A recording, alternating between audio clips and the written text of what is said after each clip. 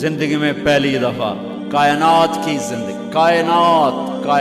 کی زندگی میں پہلی دفعہ جبریل انسانی شکل میں اونٹ پہ آئے، آگے جبریل اور پیچھے ابراہیم علیہ السلام، بچہ اور بیگم بھی ہاجرہ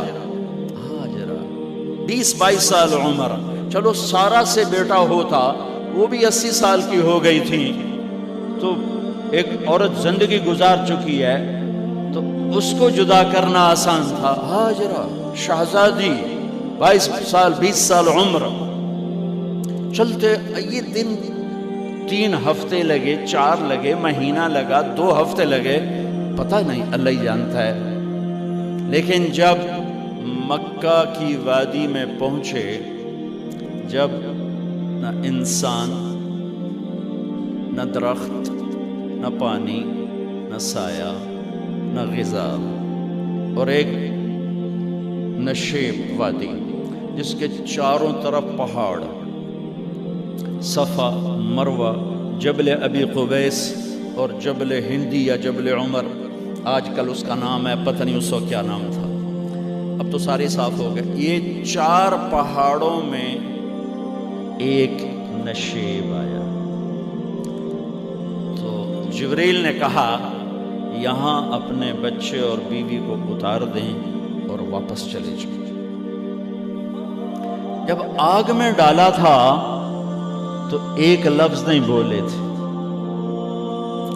اور ایک طرف ہوا کا فرشتہ، ایک طرف پانی کا فرشتہ کہ ہم آپ کی مدد کریں، کہ اما الیک فلا، نہیں تمہاری ضرورت نہیں، اما اللہ فنعم، اللہ ویکھ رہا ہے، انہوں بچاونا ہویا تو بچا دے سی، یہ ساڑنا ہویا تو ساڑ دے سی، میں تہاڈی لوڑ بھی فرشتوں سے بھی بے نیاز ہو کے، اور آگ کی طرف جا رہے ہیں خاموشی کے ساتھ، بس ایک لفظ، حسبی اللہ ونعم الوکیل، حسبی اللہ ونعم الوکیل، تیرے سپرد ہر شے۔ اس خوفناک آگ کے سامنے ایسا صبر، ایک لفظ نہیں بولے۔ جب جبریل نے کہا ایتھے چھوڑ دے ہو، ایک دم یہاں کیسے چھوڑ دوں، یہاں تو نہ کوئی انسان ہے، نہ اسباب زندگی ہیں، نہ پانی ہے، کچھ بھی نہیں ہے، کیسے چھوڑ دوں؟ کہا آپ کے رب کا فرمان ہے یہیں چھوڑنا، کہ اس بچے کی پشت سے آخری نبی تشریف لائیں گے اور اس وادی کو میں تشریف لائیں گے۔ اسلمت لرب العالمین، ٹھیک چھوڑ دیں۔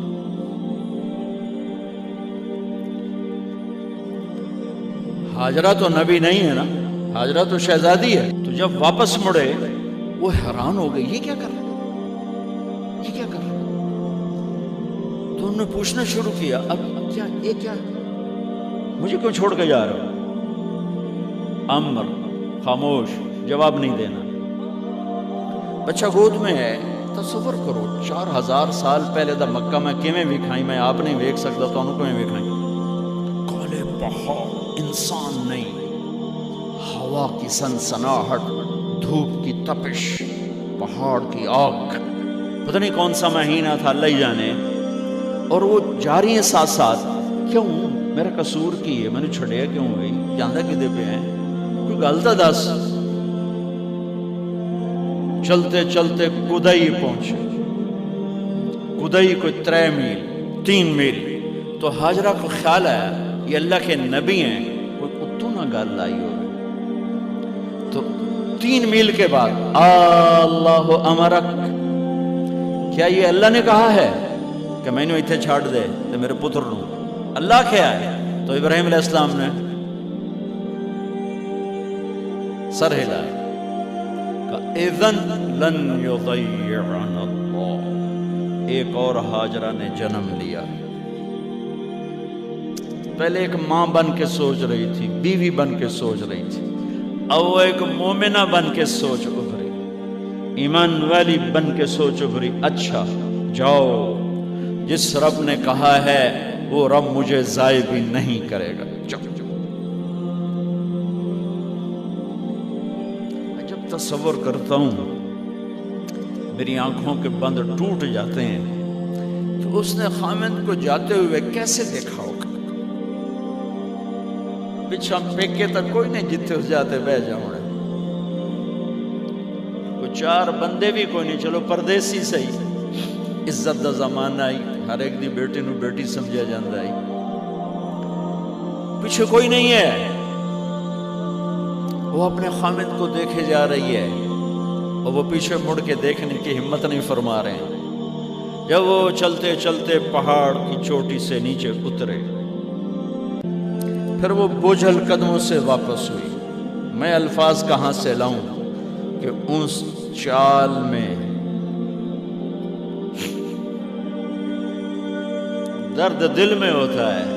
مجھے لگتا ہے ان کے روئے میں درد تھا، جن پتھروں پہ قدم رکھ رہی تھی وہ بھی رو رہے ہوں گے اس وقت، جو ہوا ٹکرا رہی ہوگی وہ بھی دھاڑے مارتی ہوئی گزرتی ہوگی،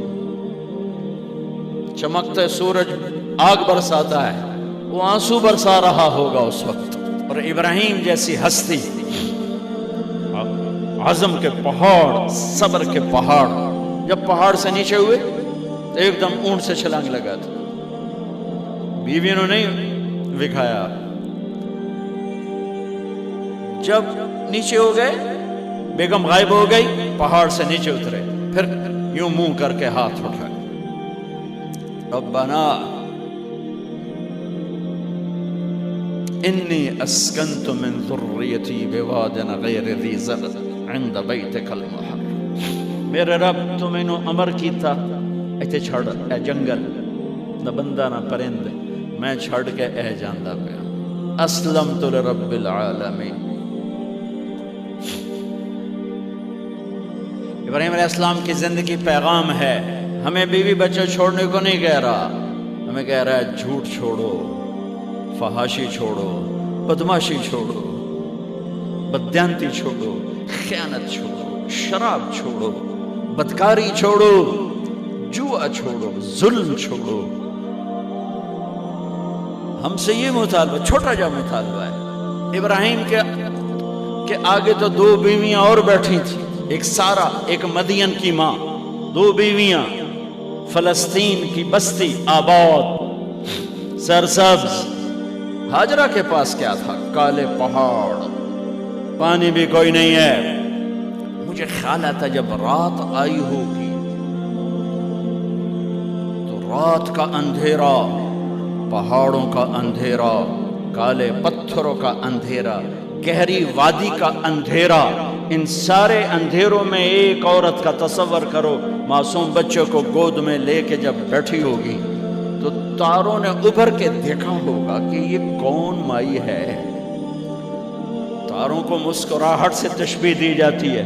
میں کہتا ہوں اس رات تارے بھی روئے ہوں گے، چاند بھی حیران ہوگا، ایک چکرے کون بی بی بیٹھی ہوئی ہے، اس مائی کی رات کیسے گزری، آنے والا گرم دن کیسے گزرا، پانی ختم ہوا، بچے کی ایڑیاں اور آہو بکا۔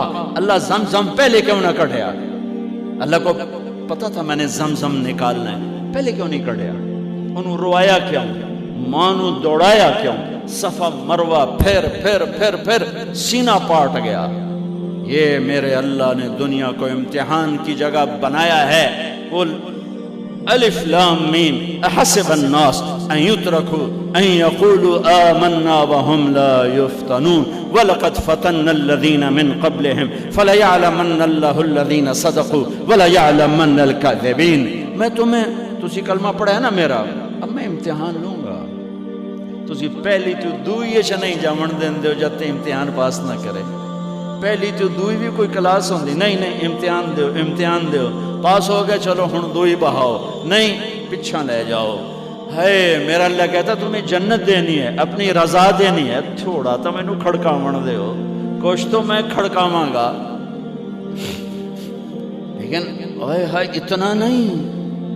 جب میں صفا مروہ چلتا ہوں تو مجھے اماں ہاجرہ کا خیال آتا ہے کہ ہم تو گیلری میں چل رہے ہیں بڑے آرام سے، وہ تو ایک پہاڑ پہ چڑھتی اترتی، دوسرے پہ چڑھتی اترتی، انہیں پتا تھا اللہ کی قسم کوئی انسان نہیں، لیکن بچے کو تڑپنا دیکھ نہیں رہی ماں، دیکھنے کی جرت نہیں ہے۔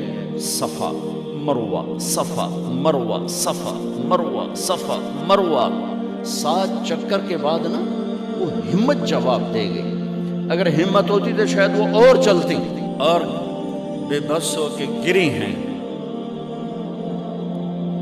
اور آخری نظر بیٹے کو دیکھنا چاہا کہ میں ایتھے مر جاواں او اتھے مر جاوے، نہ او میرا مرنا ویکھے نہ میں او دا مرنا ویکھے۔ جس امت کی بنیاد اتنی بڑی قربانی پر ہو، وہ امت کہے سود کے بغیر گزارا نہیں، جھوٹ کے بغیر گزارا۔ سارے بازار کے تاجروں سے پوچھو، کہتے ہیں جھوٹ کے بغیر دکانداری۔ یہ سارے، میں وکیلوں کو کیا کہوں، قانون ہی کالا ہے، وہ کہتے ہیں جھوٹ کے بغیر کیس نہیں۔ سیاستدانوں سے پوچھو، جھوٹ کے بغیر سیاست نہیں۔